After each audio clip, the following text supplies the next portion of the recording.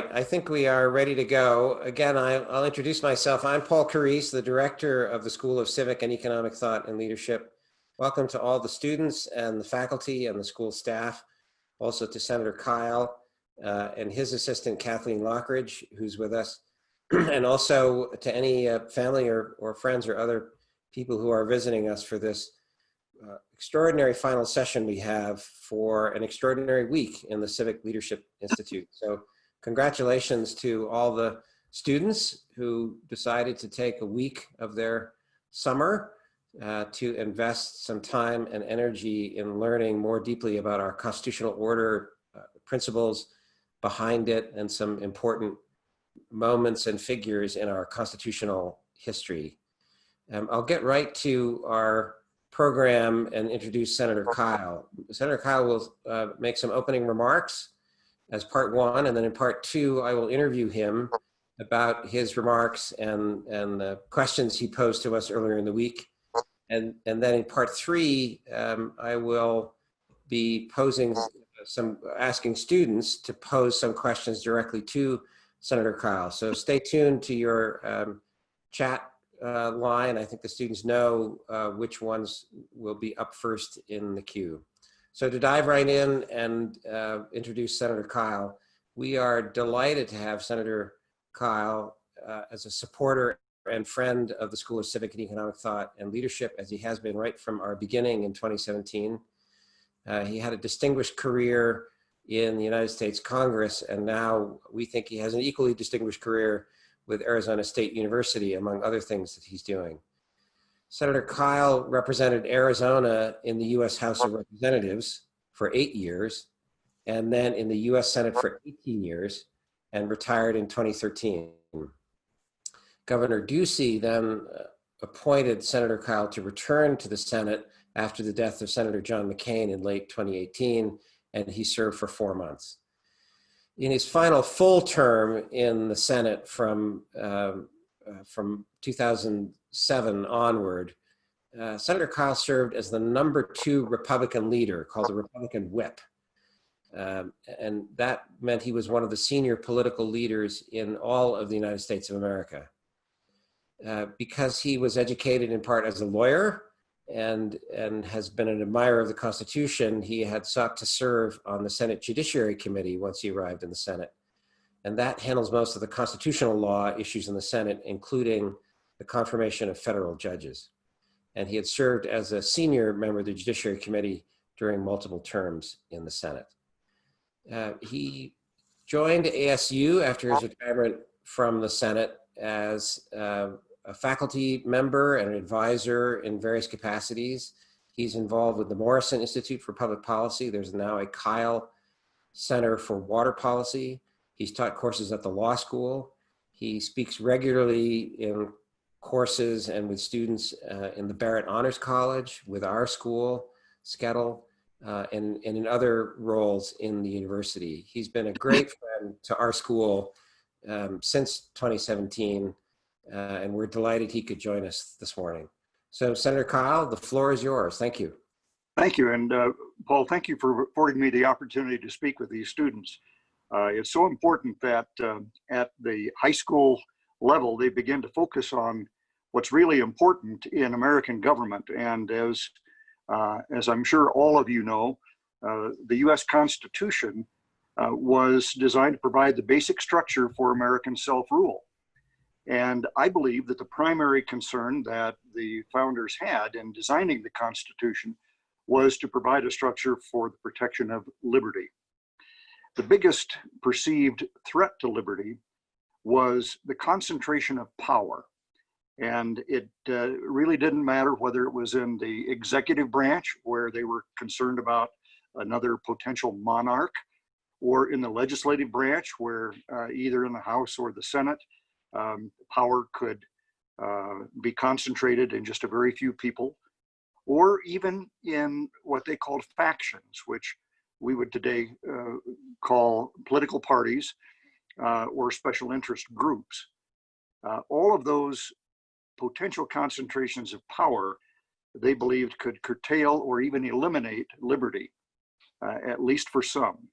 So the constitutional structure sought to diffuse power.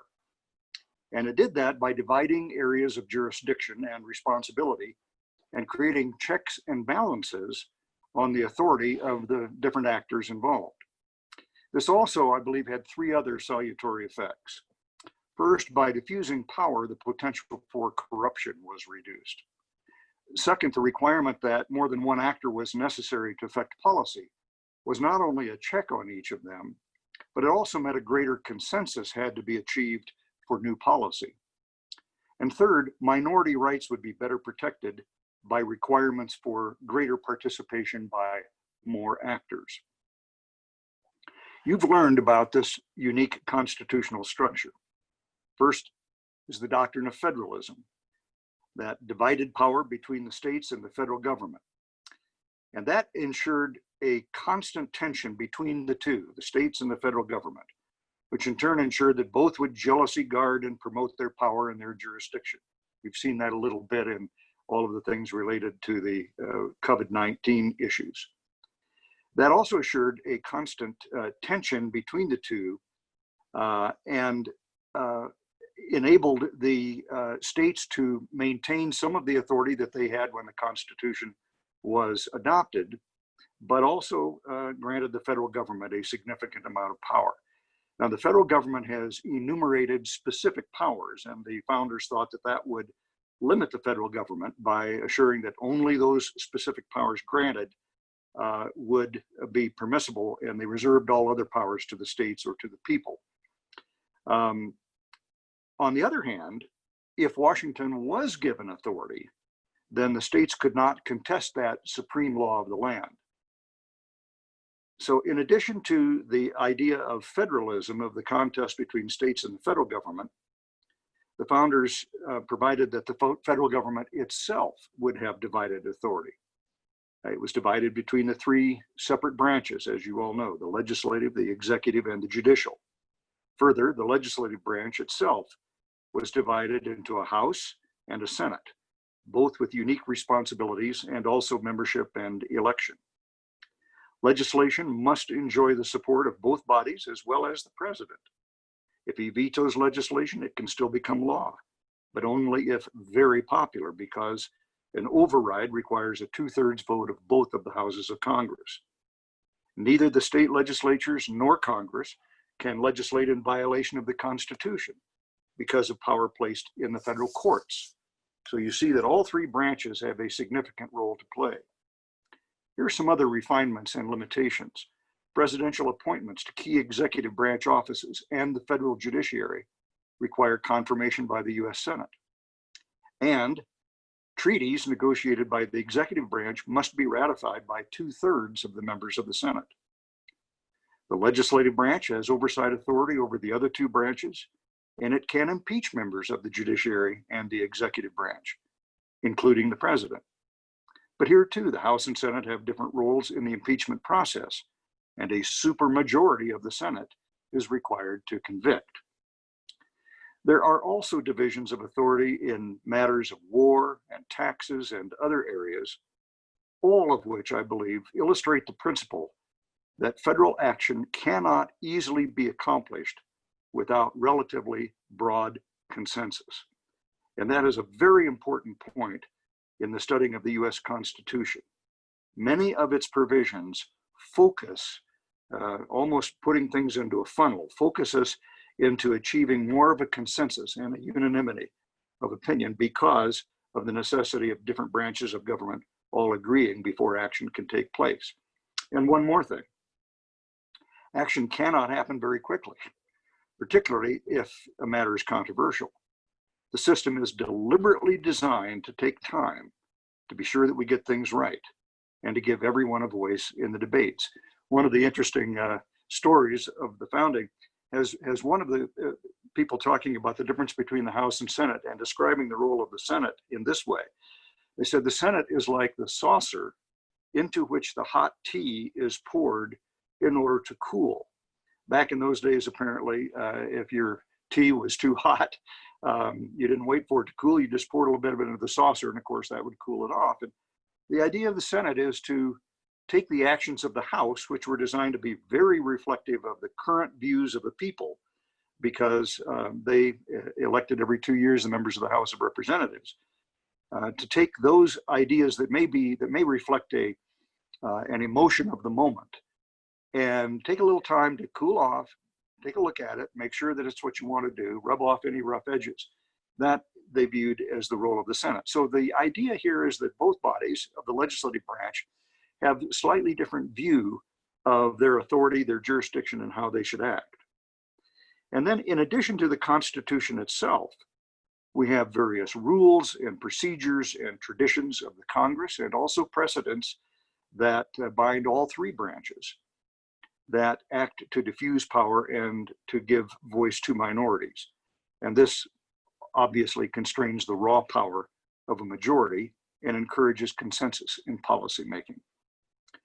I don't have time to recount all of these various protections, but after 18 years in the US Senate, you learn how to apply the rules and the traditions and comity. And by the way, comity is a term that relates to, in effect, the way you treat other people for them to best achieve their needs. When you have a body like the Senate, where people need to talk a lot and get along and make agreements with each other, reflecting each other's points of view is important, and that's a matter of comity. So it's not just rules, but also how you treat other people. And one of the things that I thought would be useful for you to know about was a procedure in the Senate that relates to taking up a bill or taking up an amendment. And I think this is a good example because it illustrates a couple of things. First, the big difference between the House and Senate is this. In the House, the majority rules, period. If you have the majority in the House, you control everything. That's the way the rules are set up. And the minority might as well be a potted plant. The minority has only one right in the House, and that is a right to try to recommit a bill to committee after you've already lost the vote, which isn't going to happen. That's it. Whereas in the Senate, its rules, its traditions and procedures, and they count for more than the rules themselves, are designed to require members to get together and discuss and debate and compromise with each other in order to get anything done. Here's an example. The Senate is basically run by unanimous consent, rather than a rules committee like the House. And it would work like this. I'm the majority leader. The only right that the majority has that the minority doesn't have in the Senate is the right of first recognition. And that means that the Senate leader can say, Mr. President or Madam President, and the presiding officer will say the leader is recognized. And then he will say, I now ask unanimous consent that the Senate proceed to the consideration of Senate Bill 10. And the presiding officer says, is there objection? Now note, anybody can object. 100 senators can object, or 99 can object to what the leader has asked.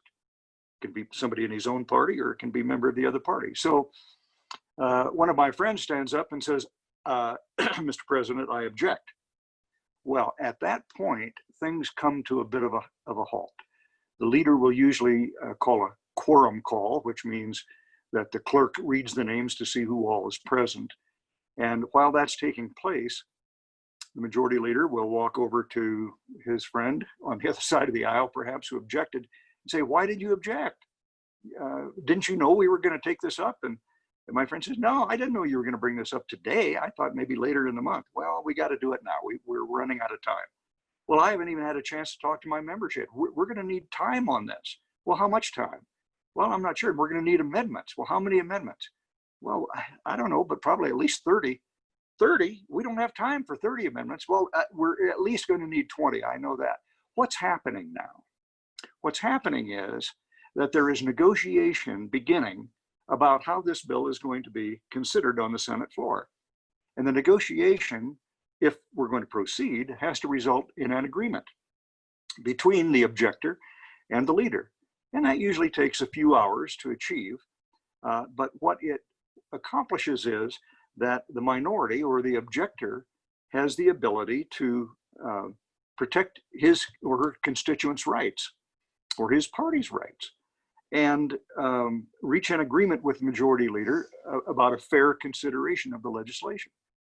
And once they get started on it, if someone says that they've got an amendment to offer, you go through the same process again. So it can slow things down, but it can also ensure that minority rights are protected and that there's more of a consensus about how to proceed on the legislation. And what does this all do? It drives them to debate, it drives them to negotiation, potentially to compromise, and the end result will ordinarily be a piece of legislation that has broader support than if it is strictly a matter of majority vote, with all of the Democrats voting aye and all of the Republicans voting no, for example. And that's why you see results in the Senate that are more bipartisan than in the House of Representatives. This can also be referred to as the right of the filibuster, because theoretically, if you can't get your way, then you can start talking, and until you stop talking, you have the floor. In the old days, that would result in somebody maybe talking for 24 hours or so. Today, that doesn't happen because, as a matter of comedy, the presiding officer will note the objection and not require that the objector actually be on the floor to protect his right to speak. But the point here is that this right to object is certainly anti-majoritarian. It's not democratic in that result, and it may slow things down.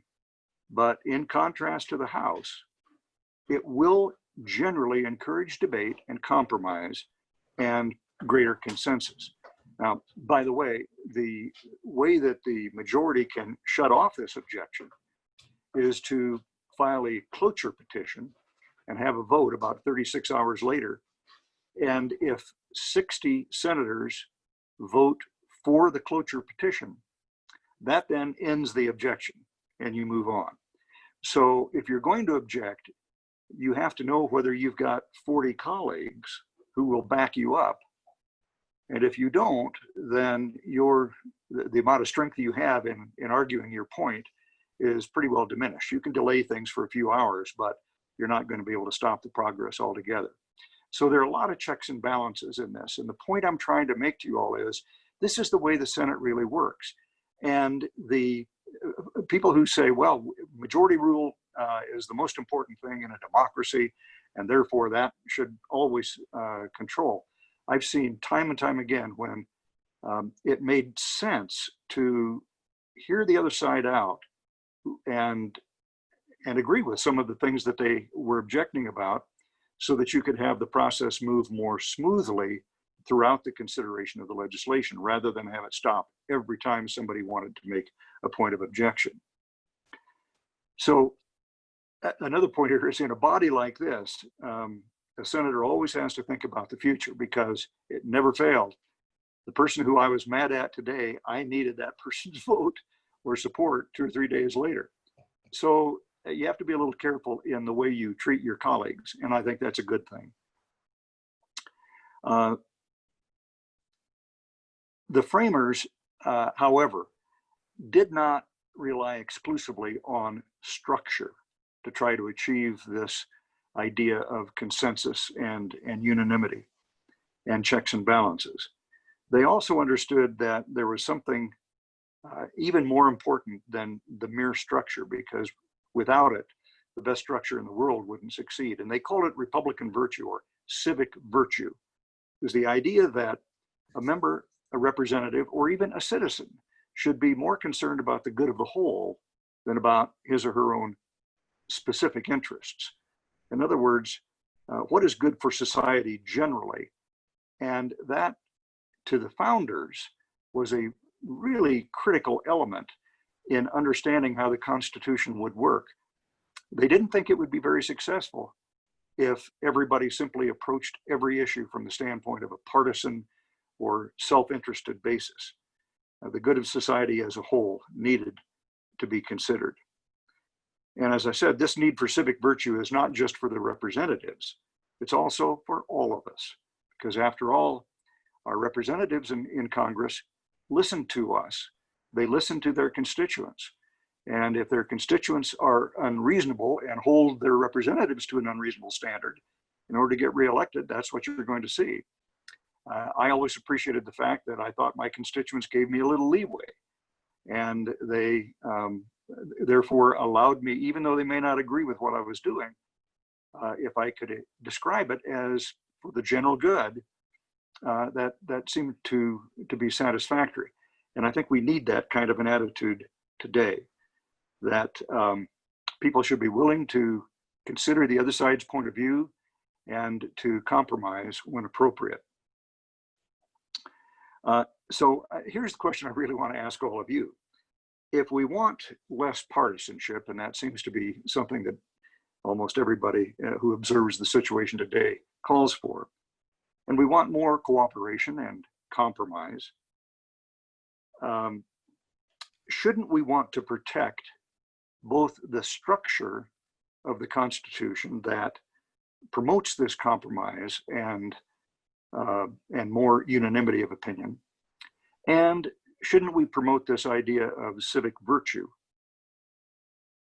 I believe there's nothing wrong with our government that good leadership and civic virtue can't cure. Our government has worked in the past to achieve great things, and I believe it can work in the future if we understand how to make it work and we practice that. So that's my quick lesson for today, and I appreciate some of the questions that have been propounded, and we'll get to those after Paul and I have a conversation.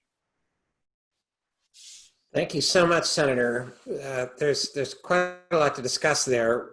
Let me open with a question that arises from the reality that right now there's a view abroad in the land and in schools and elsewhere that the Constitution doesn't work.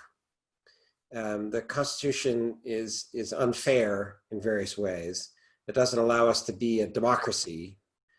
So I just want to give you the opportunity to respond to that. Your presentation, and I think part of what the students have studied during the week, is that the Constitution is carefully designed to ensure liberty, so there isn't abuse of power, concentration of power, but also carefully designed to produce better laws, better policies, because you have to rigorously argue your point, but also reasonably argue your point rather than threaten or bully or something like that. Is that right? Fair? Yeah. Or just have a mere majority. If you've got the majority in the House of Representatives, the debate is always a little irrelevant. I mean, it's basically for show, because you know the result before the vote's ever cast. The Speaker of the House won't let a measure be considered on the floor unless she knows she's got the votes. So the debate there is really almost irrelevant. On the other hand, the framers believed that at least one of the branches, the People's House, they call it, the House of Representatives, ought to reflect the passions of the moment, that they ought to reflect the emotional reaction of the people to the issues of the day. I mean, after all, this is self-government. We're supposed to represent our constituents. And the members of the House were the closest to the people because they stood for election every 2 years. They were almost virtually always campaigning. And so the idea here was that we shouldn't ever turn our back on the emotional reaction of the people to get something done. And if the House therefore voted something out, that was a big deal. However, they said, we want another body that's elected every 6 years, and it's actually, originally it was not even an elected body, it was appointed by the members of the state legislatures. And these were thought to be more members with a longer view of things. And we wanted that body to slow things down and think it over and sandpaper off the rough edges, in effect. One last thing here. The founders were troubled by something that was a relatively frequent occurrence at the time. There was law and order, to be sure, but there was a lot of revolt in the streets, both before the revolution, during the Revolutionary War, and after. There were mobs, there were very emotional groups that protested this or that. Before the war, it was protesting King George. But for example, the Boston Massacre, which ended up killing, I think, 5 or 8 Americans, occurred because a mob was throwing rocks and tomatoes at the British soldiers as they marched down the street in Boston. And the Boston Tea Party, of course, was in effect an angry mob.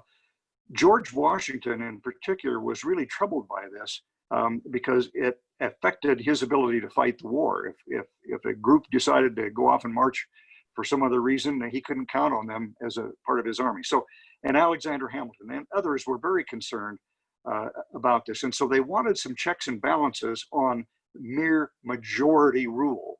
And that's one of the reasons why the Senate was posited as it was as against the House of Representatives.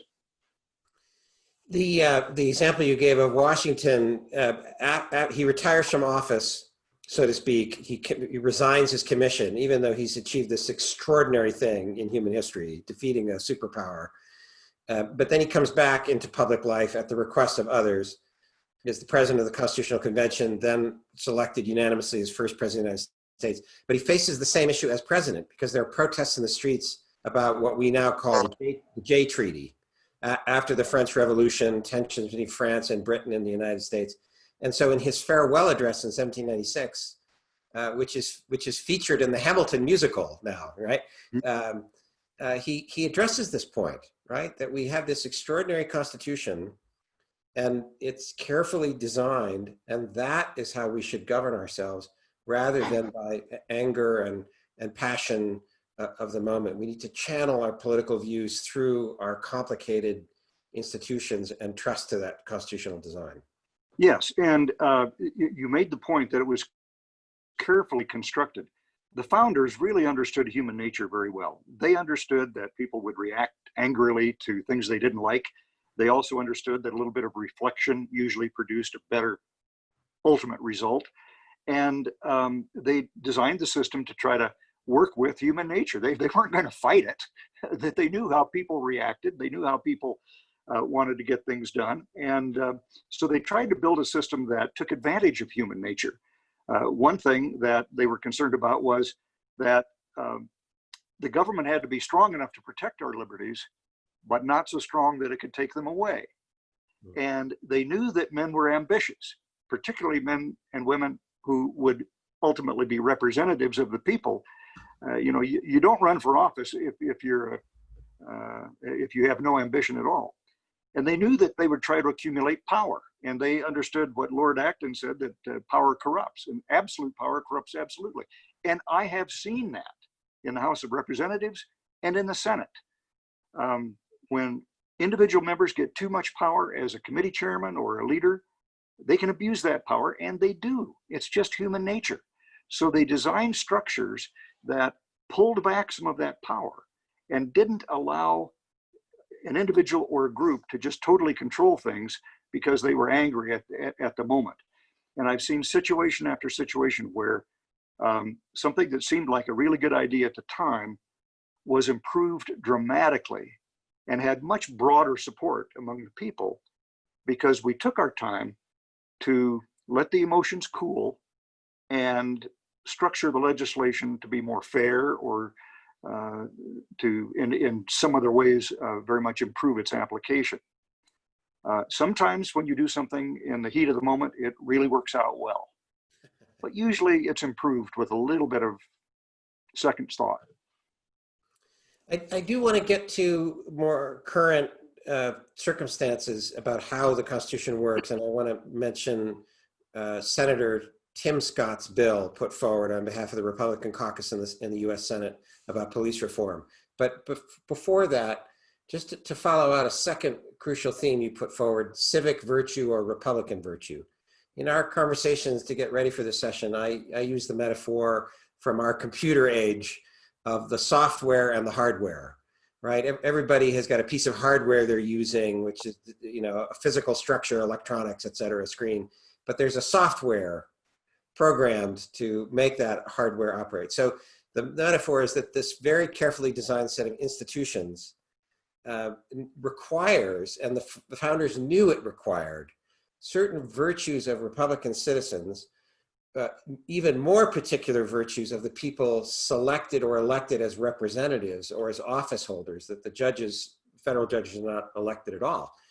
And this was absolutely necessary, indispensable to make the hardware work properly. And we know they knew this because they wrote about it. So it can't be in the text of the Constitution. That's not what a Constitution would talk about, right? But it's in the Federalist Papers and in the anti-Federalist writings opposing ratification of the Constitution, and in public addresses like George Washington's farewell address. So you mentioned, here's my question. You mentioned the word comity, C-O-M-I-T-Y. I'm not sure any of our students have heard that word because it has largely disappeared from public life. It's still used in the Senate. So if you would just talk a little bit more about how that's not just politeness or being nice or being pleasant. It's indispensable to make the constitutional order work. That this set of virtues and norms and the rules associated with it are present. Yes, and just a quick explanation. By Republican virtue, of course, that's a small r. Yes, we're not talking about Republican Party. We're talking about how to make a republic work. Republic presupposes self-rule. And think of it this way. How about your family? I mean, everybody has a family.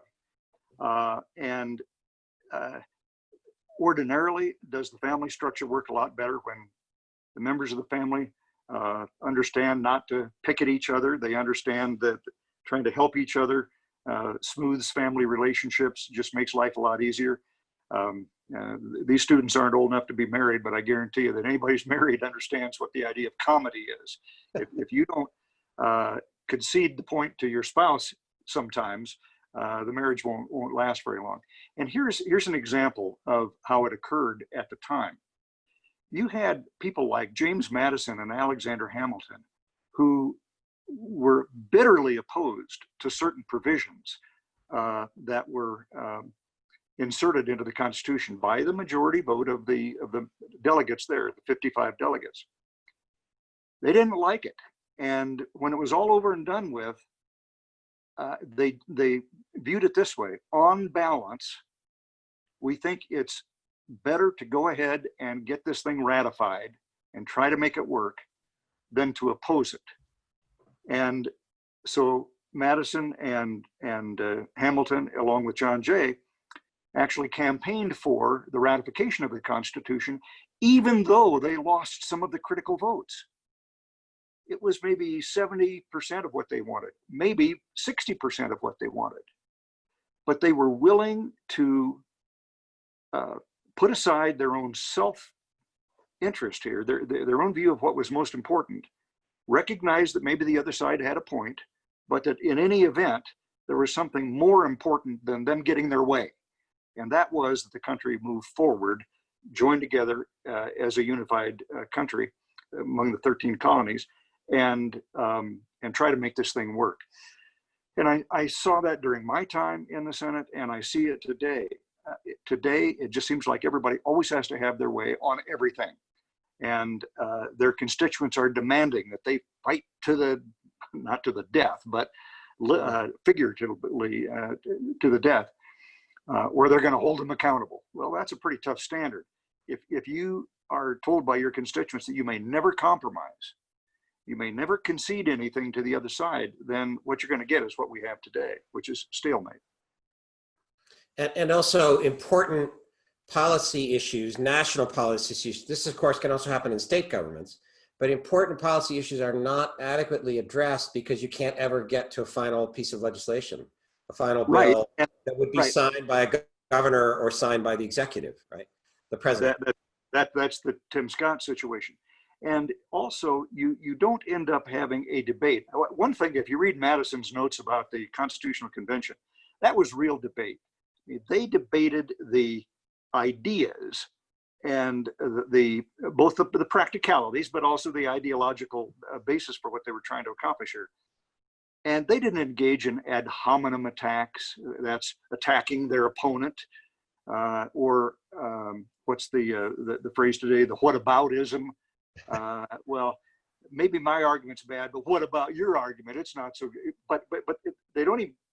Today, a lot of it isn't even about the arguments. It's just about something that happened in the past, or it's a way to knock your opponent down a little bit, but never to really debate the merits of the issue itself. And that's what's so distressing. I do want to turn to the current circumstance I mentioned, but just you made a great point in the opening and closing essays of the Federalist, Hamilton, Madison, Jay. They emphasize this point that passions are high about whether you're for or against this new proposed constitution, but they use the word moderation. We should moderate our temptation or our tendency to accuse our opponents of bad motives, or that they have bad character. We should moderate that and focus on the substance, the arguments, the disagreements about what good government would be. So that they open and close 85 essays. They open and close. Hamilton opens and closes. Okay, so speak a little, if you would, about Senator Tim Scott, African-American senator from South Carolina, if I'm remembering correctly. Yes, and he led the Republican caucus in proposing legislation about police reform, the hot topic of the moment, on themes of racial justice, racial equity. And the rules and procedures and norms of the Senate, as you just discussed, worked in such a way that the minority blocked that piece of legislation from moving forward. So if you talk a little bit about that. Yes. First of all, the minority had more than 40 votes, so they could stop the Senate from proceeding to the consideration of the Tim Scott legislation. And that's what they did. It's loosely called a filibuster. It's not really a filibuster. Their objection to proceeding was upheld because the Republicans didn't have 60 votes to override the objection. So the Senate will not proceed to the consideration of the Tim Scott legislation. His argument afterward, it was an impassioned plea, and I thought it was very well done. He said, look, 70 to 80% of the stuff in here are reforms that you all have proposed. He's talking to his Democratic colleagues. Why won't you accept 70 or 80% victory? And then if you're so confident you're going to take the Senate next time, which is, I think, what he thought some of them were thinking, well, why do we have to prove his bill? We can just wait till we take the Senate next time and then we'll do our own version. He says, if 70 or 80% of it is what you like anyway, take it. And then if you want to fix it later and you have the ability to do that, do it. But it's a little like, well, I won't give the analogy. Sometimes in today's environment, politicians think that having the issue, an unresolved matter, politically is more advantageous to them than trying to solve the problem or solve most of the problem. And that's what's getting in the way of, I think, the reform that Tim Scott was proposing.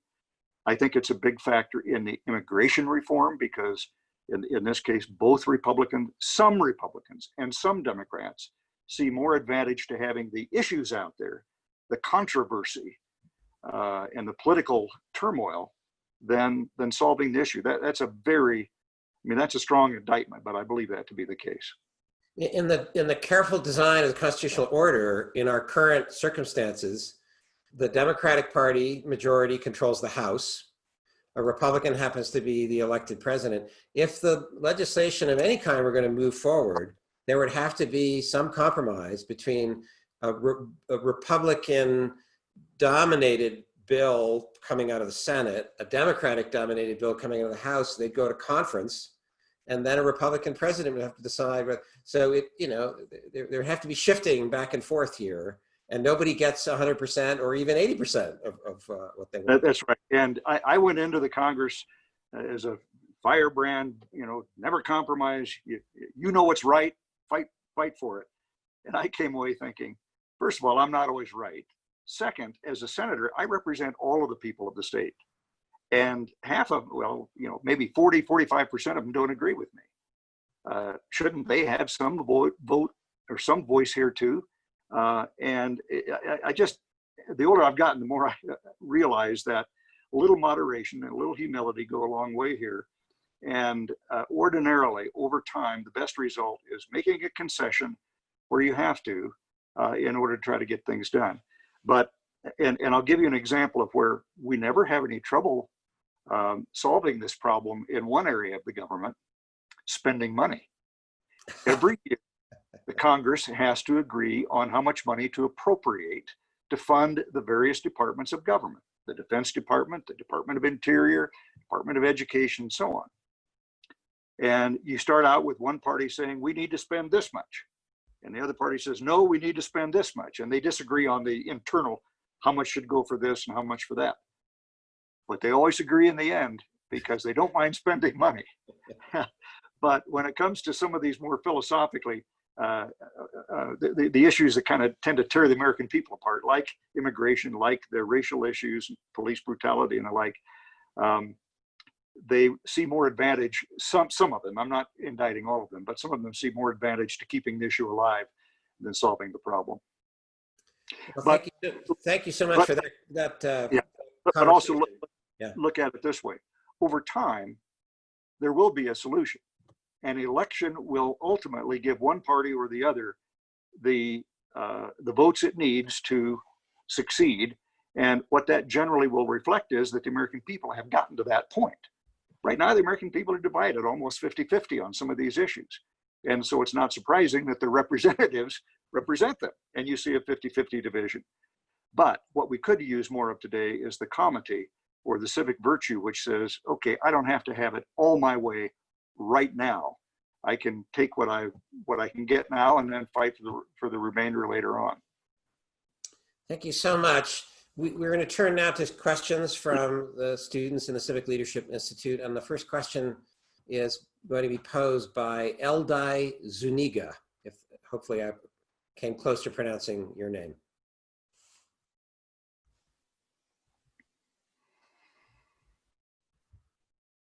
Go ahead, Eldai.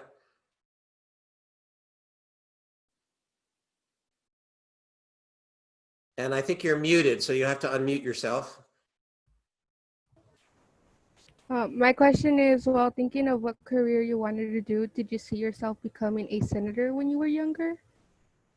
No, the answer is even when I was in the House of Representatives, I didn't really think about being a senator.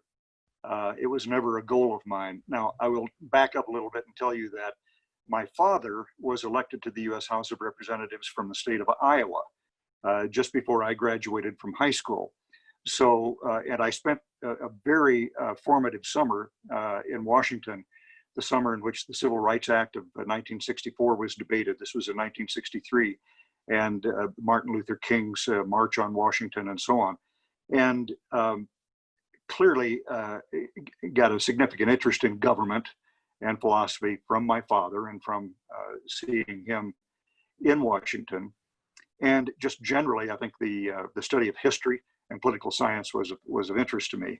And so as I studied in college, various authors and texts and so on, my views began to formulate, and I began to get active in my political party not long after I began the practice of law after graduation.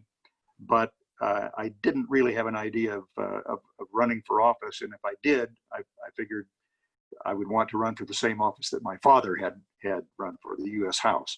And that opportunity eventually came to me in 1985 when my congressman called me and said he wasn't going to run again and that he thought I ought to think about it.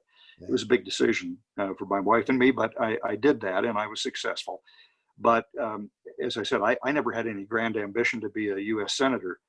And I rather backed into that decision, not for the best of reasons. My party wanted to challenge the incumbent senator. A lot of people thought I was probably in the best position to do that, and eventually they prevailed upon me to do it. He chose eventually not to run for re-election, but that's the wonderful story of my Senate ambitions. Thank you. Our next question is from Yazdan Tajwar. Go ahead, the floor is yours. Well, first of all, I'm actually grateful that I'm actually having to ask you this question, but what would be your recommendation for a Juris Doctor in college? Well, it really depends on the individual. I knew that I wouldn't be any good at anything having to do with science or math. And I didn't necessarily want to be a lawyer. That wasn't a big lifetime ambition, but it seemed like a logical progression based upon what I had studied in undergraduate school. And so I chose that route. And I will say that for the fundamentals of a law degree, there are three things I think that are very important. One of them may surprise you. I think having a good grasp of the English language is very important. I also think history and a civics education are important as well. But if I were to emphasize any of the three, I would emphasize skills, both oratorical as well as writing skills with English. Just a comment on that. I mentioned the Federalist Papers earlier. You mentioned it first, Hamilton, Madison, Jay. It's an interesting fact that Shakespeare is referred to in the 85 essays that Publius writes, but not famous philosophers such as Hobbes or Machiavelli or Locke by name. They do cite Montesquieu and Blackstone and other important sources of law and political philosophy, but they cite Shakespeare. Well, there's a lot of wisdom in Shakespeare. It's not just good reading or good plays. A lot of human nature, and they, as I said before, they were real students of human nature, and they knew that people were good and bad, and they figured we're not going to change that. So let's take the things about people that are not so good, let's say the bad, and let's do a little political jujitsu. Everybody is going to be ambitious. So we'll create different parts of the government where they have to be ambitious against each other. They knew that they would seek power and authority, but if they had somebody else that was also seeking power and authority, well, that would be kind of a standoff and they'd have to reach some kind of compromise. So as you have made the point, there was a lot of thought that went into the structure of the Constitution. And I think that that thought is, the thought behind it is just as wise and relevant today as it was then, because at the end of the day, human nature does not change, even though some people think they can change it. I think the wiser view is that we are what we are, for better or worse, and we just need to provide rules and procedures that enable us to work within the skill set and personalities that we have. Well, one of the courses in our undergraduate curriculum is a one-week intensive seminar on Shakespeare's views of politics and leadership. We study several of his plays. So, well, on to the next student. Gisselle Santana is next. Hi, I just wanted to say, I've been wanting to become a lawyer since the 4th grade. And just recently, I've been thinking about maybe running for senator. And honestly, it's really an honor to be talking to you today. So leading up to my question is, apart from the qualifications you met, what steps did you take to ensure you took this position? Well, thanks, Gisselle. As I answered before, I never really thought about being a senator. I had thought a little bit about running for the U.S. House of Representatives. And one thing, I tried to conduct my life in a way that if I ever did run for public office, I would be able to do so without a lot of baggage, bad things in my life. So if you're interested in a political career, try to live a life that is above reproach, because I guarantee you your opponents will find out whatever there is bad, and even if there isn't anything, they'll make it up. So that's the first thing. And secondly, of course, try to understand the people you're going to represent. Don't run for office right out of school. You don't have enough life experience to be able to understand the life concerns of the people that you're purporting to represent. Get to know those people. Get involved. If you're in law, it's a very good way because you'll represent a real cross section of people probably, or even if you specialize with what, say in business law, you're still going to learn a lot about society and law generally. I think the more background you have in understanding the needs and thinking of real people, the better off you're going to be in trying to appeal to them to get elected, and then the better representative you're going to be when you are elected. Just another footnote, Senator. It's so interesting you made these remarks. In the text of the Constitution, there are very few specific qualifications for office that are listed. But one reveals a view of human nature, and it is age. Yeah. You must be at least 25 to be elected to the House. You must be at least 30 to be selected or now elected to the Senate, and you must be at least 35 to be elected President of the United States.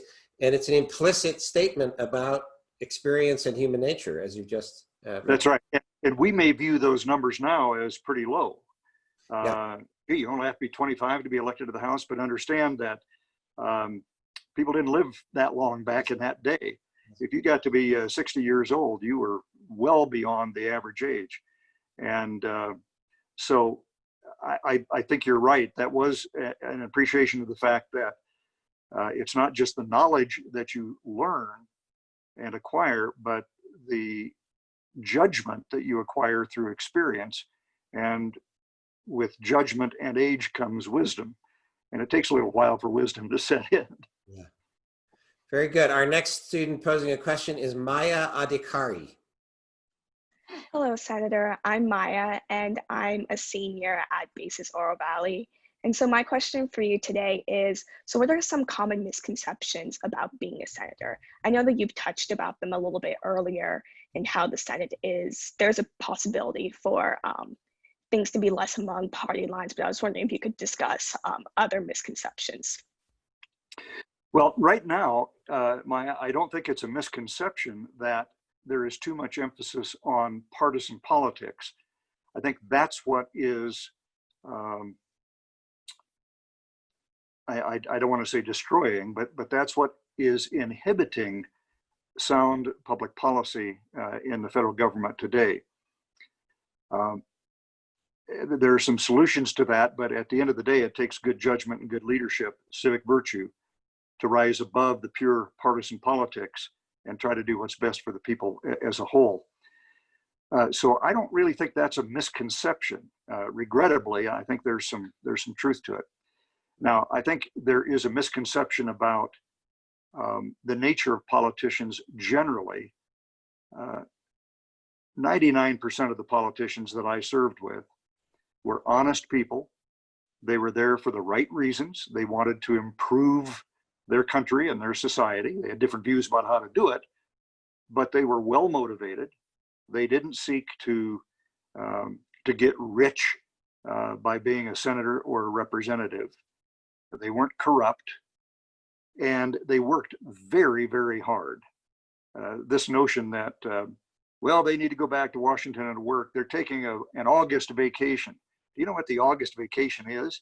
August vacation is getting up really early in the morning, going into your office, getting ready for a bunch of town hall meetings or other meetings that you have with constituents all day long.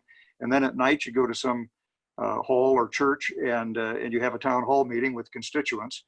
And by the time you get home at 10 o'clock, you are exhausted. And then the next day, the same thing. And if you're a senator, you're traveling all around the state doing this. It's more important to be at home, to be in the state of Arizona if you're an Arizona senator, than it is to be back in Washington. In much of the, in my experience, you got to know what people are thinking. And you can't get good advice from your constituents to represent them well or educate them about what you're doing or what the issues are without being home communicating with them. It's very hard to do that from Washington. So there's a perception that we're always on vacation because what we call a recess is the period of time when we're back home. The fact is we're working all the time. And by the way, I'm going to put a plug in. If any of you want to be a staffer in Washington, D.C., it's a very good experience. You will learn a lot, and you will also work very hard for very little money. Great experience. But Washington, D.C. is basically run by a lot of young people. The staff, you know, the members have to know a lot, but the staffers have to know it all. And they work really, really hard. But it's a great job if you have an aspiration to do that kind of thing. So those are some of the misconceptions. Most of the people that I served with were good people. On the point of internships, one of the requirements, if you choose to major in civic and economic thought and leadership with our school, you must complete an internship. And many of the internships are directly related to government. They're either serving in a legislative body or an executive branch body, state of Arizona or in Washington, DC, or a think tank or some other policy-oriented institute. So. Yeah. Great experience, and the interns do a lot of great work. Let me just illustrate it with one thing. I used to tell the interns and the entry-level employees, because their first job is to answer the telephones. That's the lowest job in a Senate office, theoretically lowest. And I used to tell them that in many respects their job was the most important, because in many cases the only thing that drew a constituent to me was a phone call with an intern or a legislative correspondent. The impression that the constituent had of me was directly related to how well that phone call went. And if they were nice, if they were helpful, the constituent would have a lot better view of me. So I said, in many respects, yours is the most important job. I spent thousands of dollars campaigning to try to tell people what a great guy I am. But constituents will either get that or have a different view depending upon how you treat them on a phone call. Yeah. And it's a great lesson in life. You learn to interact with all kinds of people. By the way, about 3/4 of the time, they're mad about something. So you learn how to deal with that. And it's really great experience, even if not totally fun all the time. Yes, great. All right, our next student up with a question, Jesus Rendon. Good morning, Senator Kyl. I just want to say, my name is Jesus Rendon, and I wanted to say thank you for taking time out of your day to answer our questions. And so my question for you was, in a political career as yours, how did you conform any biases you had on such issues to that of those you represented? In your work as senator, how did you dismay to the best of your abilities any biases you have? Thank you. Yeah, thank you, Jesus. First of all, biases isn't necessarily a bad thing. I'll take your question as including all of my thoughts, my philosophy, my ideology. I suppose there were some biases involved in there, but I thought that I had a good philosophy, that I had a lot of good ideas, and I took those back to Washington with me. And I didn't try to excise them from what I was trying to do. As time went on, however, I realized that there was a lot more to it than just what I thought. And it was very important to listen to my constituents. And as I said, once I got to be a senator, it really began to dawn on me how important it was to let the people who didn't vote for me appreciate that I was trying to represent them too. And the best way to do that was to make some concessions in my votes that enabled me to say to them, you see, I don't always vote the way my political philosophy is, or the way my party is, or the way the majority of the people in the state are, because I recognize that if the division here is 45 to 55, it's really not fair that just because 55 is a majority, that 55% get 100%. The 45% of the constituency ought to get something. And in the Senate, you're more likely to get that kind of result because, as I explained before, you have to have discussion with the other side and negotiation and compromise. And I negotiated a lot of things. I negotiated for about a year on a very important comprehensive immigration bill with Ted Kennedy. And at the end of the day, we both said, our people aren't going to be happy with us because of all the concessions that we've made. Well, it turned out we couldn't get it passed, but we understood the need to make compromises if we were ever to try to get anything done. So yes, you start out with your biases and you try to apply them as principles, but in the end, at least in the Senate, if you're going to get anything done, you're going to have to be willing to make some compromises. Thank you. I think we have time for one more question. This is from Kira Gentry. Good morning. Thank you, Senator, for your time today. I'm Kira Gentry. I'm a senior and I am homeschooled at Mesa. My question is whether it is constitutional for a state government and or local authorities to mandate and enforce the wearing of face masks. I don't know the answer to that question, but I'll tell you how you would find the answer to the question. I presume, well, let me just ask you to clarify. Are you talking about federal legislation or state or local legislation? Specifically state and local legislation. Okay, so that answers one part of the question. And if there is a federal law on the subject, because the Constitution has enumerated a power in the federal government to legislate in this area, then the federal law is the supreme law of the land, and it would control over any state or local law. But most matters of general welfare or police power are reserved to the states. Those are not enumerated powers of the federal government. And that's why 99, or well, I'm not sure about the percentage, but the vast majority of criminal law cases, for example, are in state courts because they are pursuant to state law, not federal law. So assuming that this is an area that has not been enumerated to the federal government and it has not legislated as a constitutional matter, it has not therefore become the supreme law of the land, then the state legislature and governor have the authority to provide for this kind of general welfare legislation. They may have in turn delegated that to the counties or to the cities. And so it would depend upon whether or not there is a state law that controls or whether the state has allowed the local authorities to make that decision. And that would really be the answer to the question. In the state of Arizona, I don't know whether there's a state law that pertains to this, but I believe that the only authority of the governor is to deal with an epidemic by certain requirements for people to be quarantined. Beyond that, I don't believe the state of Arizona, the governor has the authority by executive action to do even some of the things that I think he's doing right now. So generally, that's going to be left up to the county or to the city involved. But again, as a lawyer, I'll finish the answer this way: you've got to look it up. You have to look to see whether there's a federal law, what the state law is, whether there are any court decisions that relate to this. And one thing I've learned as a lawyer, don't ever be satisfied with the very first answer that comes to you off the top of your head. You're going to find something in the law that you didn't know. And so this is why you have lawyers, to answer questions like that. Thank you so much, Senator Kyl. I have to say that my interest in politics started when I was in high school and then into college.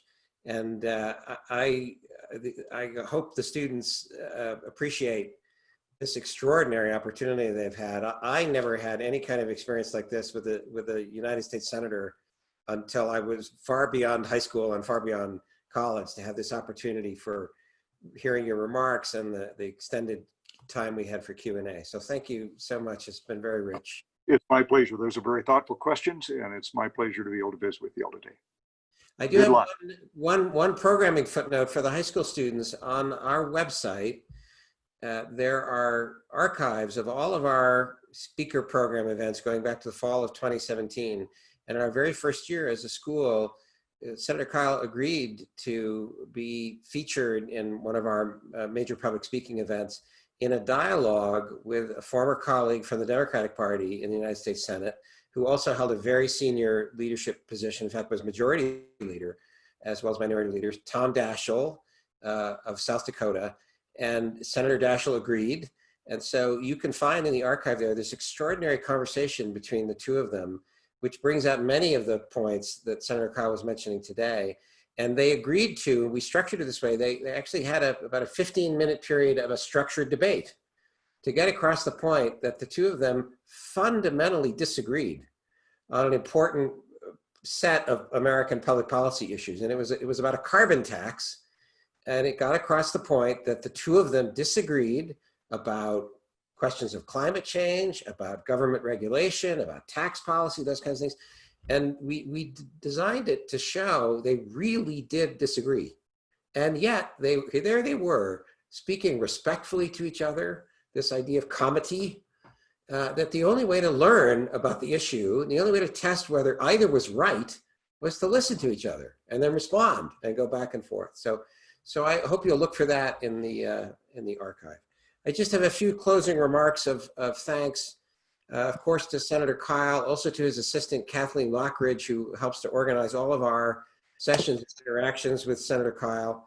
To the SCETL staff, you obviously can tell behind the scenes, we've got Joe Martin, our communications manager, Kat Inkle, who most of the high school students would know during the week, Morton Raddick from our events team, and obviously all the other faculty and the staff who've helped to organize your Civic Leadership Institute for the week. This is all meant to be a taste for you of what college or university learning is like, and what we hope all of you are seriously pursuing attending college or university, and wherever you go, we hope you will find departments or parts of a college or university that offer these kinds of learning experiences.